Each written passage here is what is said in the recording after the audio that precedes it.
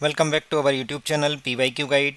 आज हम SSC CHSL 2024 daily vocabulary practice from previous year question series के day 5 को देखेंगे। डे 5 में आज जो हमारा क्वेश्चन होगा, क्वेश्चन पेपर है, वो हमने लिया है 3 अगस्त 2023। शिफ्ट 1 के जो वोकेब के क्वेश्चंस हैं उनको कराया जाएगा। आज डेट है 3 जून 2024। हमारी ये सीरीज पिछले 5 वर्षों के सभी क्वेश्चंस को कवर करेगी। बने रहिए हमारे साथ इसी तरीके से और अपने दोस्तों के साथ शेयर जरूर करिए। टेलीग्राम चैनल का लिंक डिस्क्रिप्शन में दिया गया है। हमारी वीडियो दोपहर में 12 बजे आती है, उससे पहले उसका क्विज आता है। आप चैनल पर जाके क्विज अटैम्प्ट कीजिए। सारे ऑप्शंस का डिटेल डिस्कशन इस वीडियो के थ्रू देखिए और अपने दोस्तों के साथ ज़रूर शेयर कीजिए। आइए शुरुआत करते हैं 3 अगस्त 2023 शिफ्ट 1 के क्वेश्चंस को। CHSL 2023 tier 1। पहला क्वेश्चन हमारा है इंग्लिश लैंग्वेज का मोस्ट इंपोर्टेंट एंटोनिम बताना है। सम्चुअस। सम्चुअस का मतलब होता है स्प्लेंडेड एंड एक्सपेंसिव लुकिंग। मतलब कोई भी चीज़ जो शानदार है, मतलब आपको लग रही है बहुत महंगी है। एक्सपेंसिव लुकिंग है, स्प्लेंडेड है, जो आपकी आई कैचिंग है, स्प्लेंडेड है, तो उसे बोलते हैं सम्चुअस। अब इसके लिए जो एंटोनिम होगा वो होगा इनएक्सपेंसिव, क्योंकि ये एक्सपेंसिव दिख रही है आपको, तो ये क्या होगा, इनएक्सपेंसिव। इसके बाद अब इसके ऑप्शंस की बात करते हैं। तो सबसे पहला ऑप्शन है अनरेमिटिंग। अनरेमिटिंग का मतलब होता है नेवर रिलैक्सिंग, स्लैकनिंग और इंसेसेंट। कोई भी चीज़ जो कभी ना रुके, इंसेसेंट हो, नेवर रिलैक्सिंग। इंसेसेंट का मतलब भी देख लेते हैं, इंसेसेंट रेनिंग होती है। जैसे something regarded as unpleasant, continuing without pause और इंटरप्शन। कोई भी चीज़ पॉज नहीं ले रही है, इंटरप्शन नहीं हो रहा है, बिल्कुल चले जा रही है, और जो अनप्लीजेंट हो उसे बोलेंगे इंसेसेंट। और इसी के लिए एक वर्ड है अनरेमिटिंग। अनरेमिटिंग का मतलब भी इंसेसेंट होता है। नेवर रिलैक्सिंग, जो कभी रिलैक्स ना करे, कभी थके ना, कभी रुके ना, कंटिन्यू चलती रहे, उसे बोला जाएगा अनरेमिटिंग। लुक्रेटिव एक वर्ड है, इसकी स्पेलिंग बहुत बार एग्जाम में पूछी गई है। LUCERATIV बहुत सारे लोग लिख देते हैं, जबकि LUC है बस, CRA।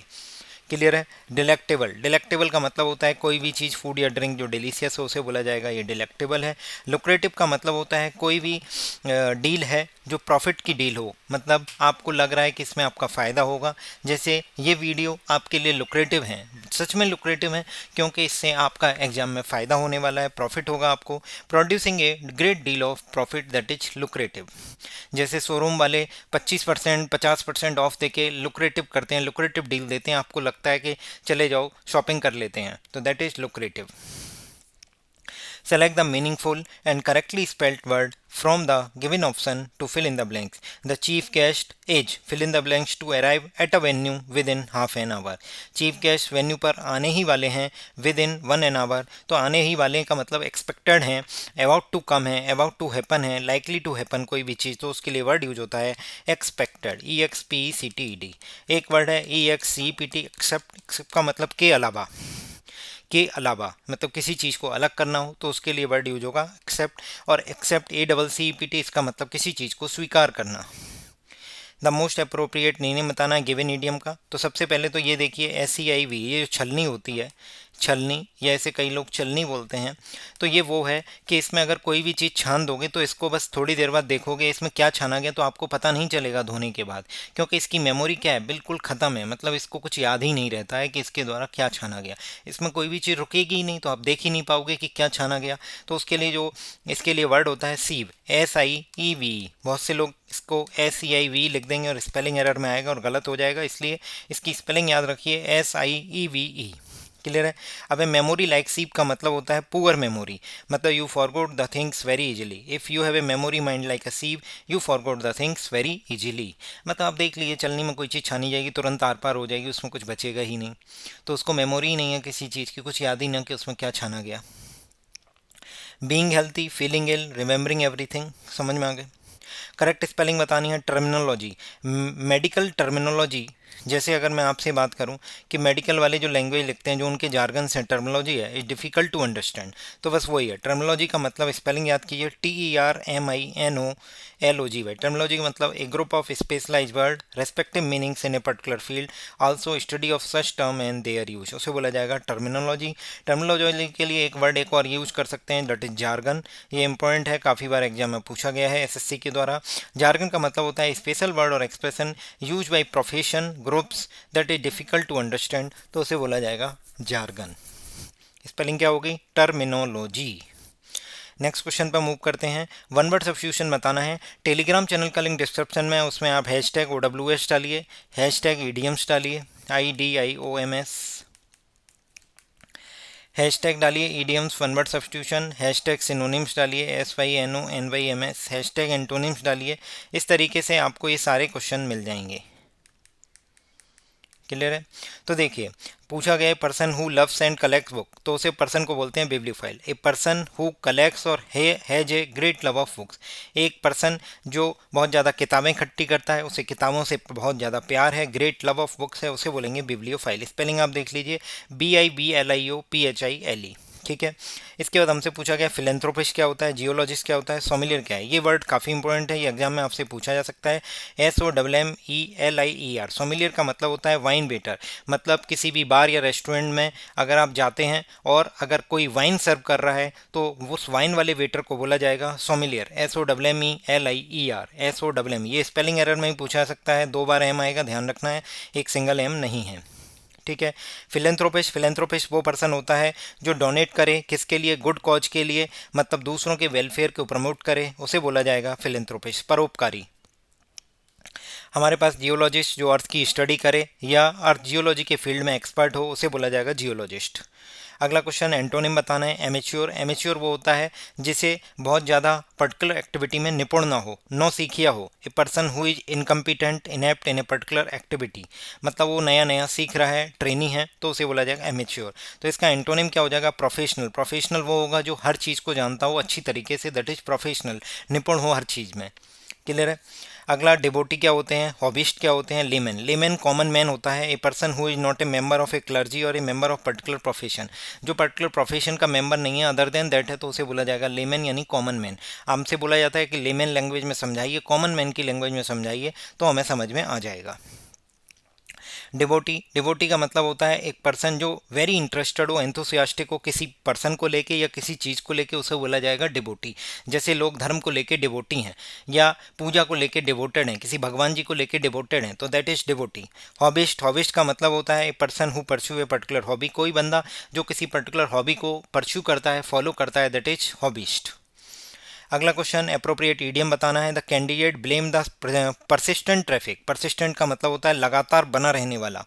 ठीक है। The candidate blame the persistent traffic jam as a reason of his being late and the interviewer believed him though he was not convinced, मतलब हमें पता है, हमने विश्वास कर लिया कि हाँ तुम ट्रैफिक जाम की वजह से नहीं आए, बट आप कन्विंस नहीं हुए, तुम्हें पता है वो झूठ बोल रहा है, तो इसका मतलब आप क्या कर रहे हो, give a benefit of doubt, मतलब आप उसको बेनिफिट भी दे रहे हो और उसका डाउट भी आपको हो रहा है।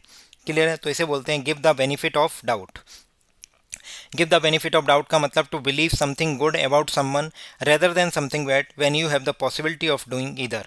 To trust someone even though you are not certain about the truth, मतलब आपने सामने वाले पर ट्रस्ट कर लिया है जबकि आप कन्विंस नहीं हुआ, आपको पता नहीं है कि वो सच है या नहीं, बट आपने विश्वास कर लिया है, तो that is called give the benefit of doubt. मतलब इंटरव्यूअर को पता है कि परसिस्टेंट ट्रैफिक जाम नहीं लग रहा था, बट फिर भी वो सामने वाला बंदा जो इंटरव्यू में लेट आया वो ये बहाना मार रहा है, एक्सक्यूज दे रहा है, तो that is called give the benefit of doubt, मतलब believe him though he was not convinced. हमारे पास है change his tune, though thought error is a human and to forgive is divine, don't जज the book by its cover. तो change one's tune का मतलब होता है express a very different opinion और behave in a very different way, मतलब एक different opinion को एक्सप्रेस करना या डिफरेंट वे में बिहेव करना, उसे बोला जाएगा चेंज वंस ट्यून। अब हमारे पास एक वर्ड है, क्या था, कंटिन्यू टू डू समथिंग। हाँ, परसिस्टेंट का मतलब क्या होता है वो देख लीजिए। Continue to do something and try to do something even though it is difficult और other people want to stop, मतलब परसिस्टेंट का मतलब कोई भी ऐसी चीज़ जो बहुत टफ है, लोग स्टॉप करना चाहते हैं बट आप कंटिन्यू करना चाहते हो, that means persistent. Continue to doing something and try to do something even though it is difficult for the other people want to you stop, that is called persistent. Clear? अगला हमारे पास word है, ये जो है क्या है, thought err is a human and forgive is a divine. Err का मतलब होता है मिस्टेक, मतलब all people commit sin and make mistakes, god forgives them and the people acting like a god like divine the way when they forgive. सभी लोग गलतियां करते हैं और भगवान उन्हें माफ़ कर देता है। इसका मतलब क्या है? All people commit sin and made mistake, god forgives them.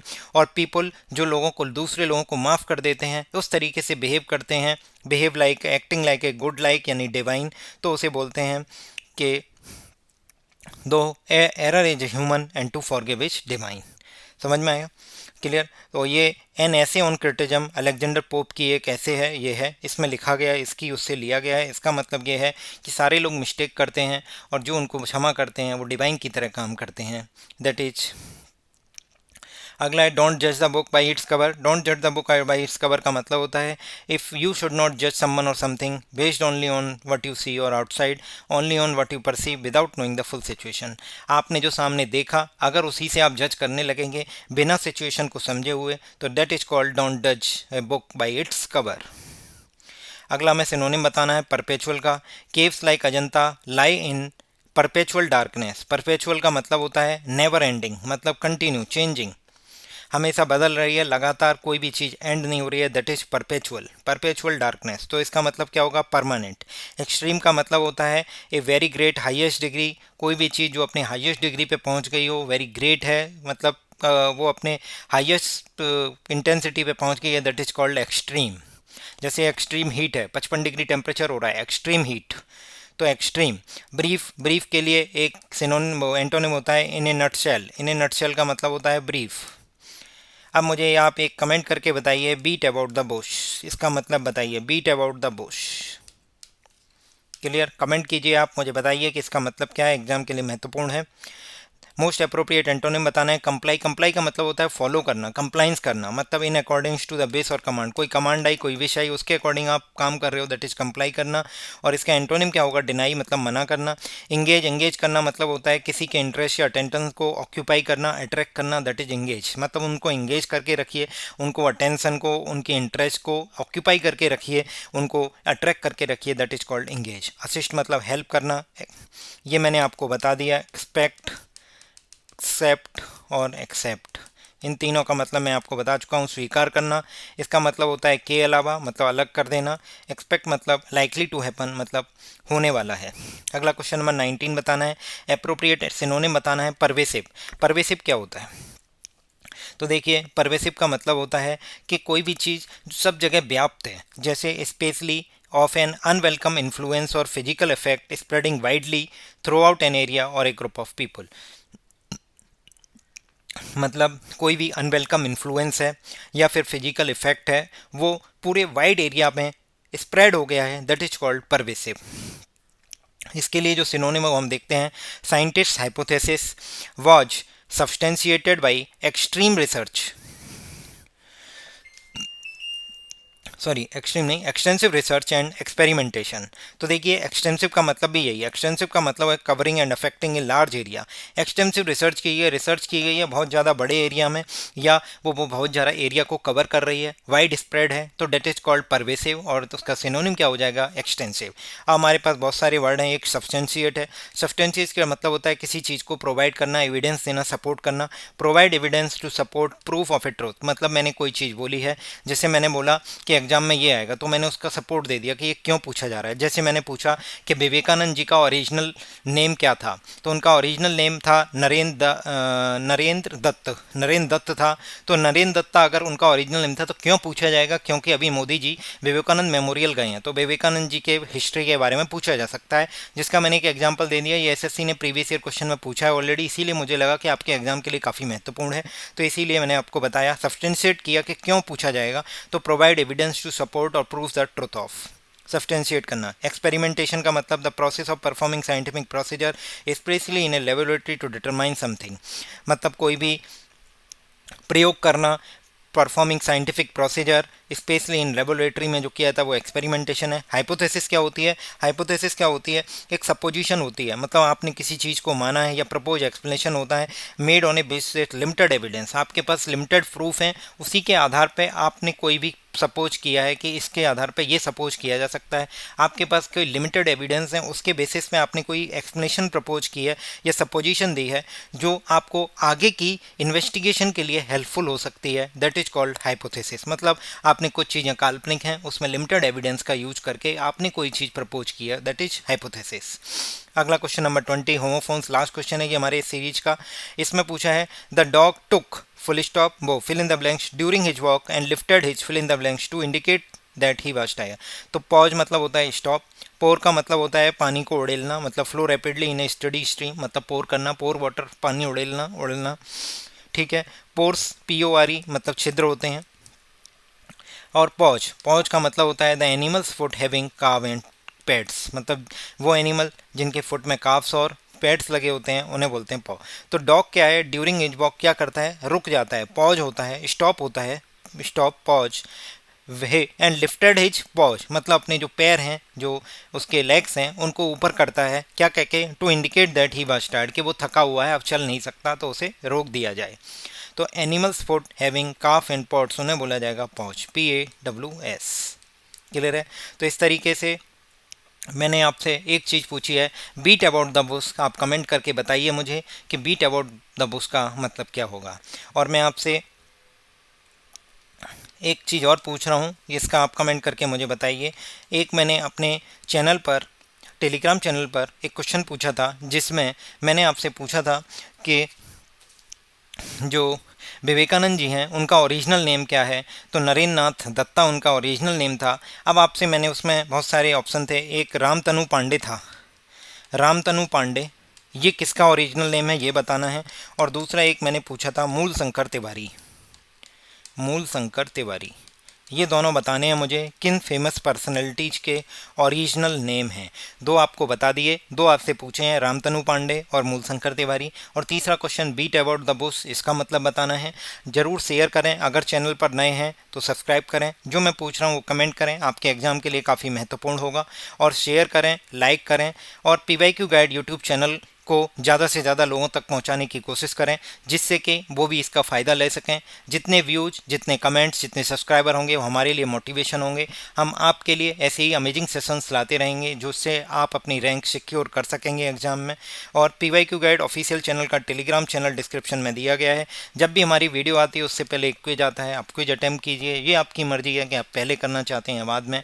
और कमेंट करिए आपका स्कोर क्या आया है, ठीक है। Thank you so much, thank you.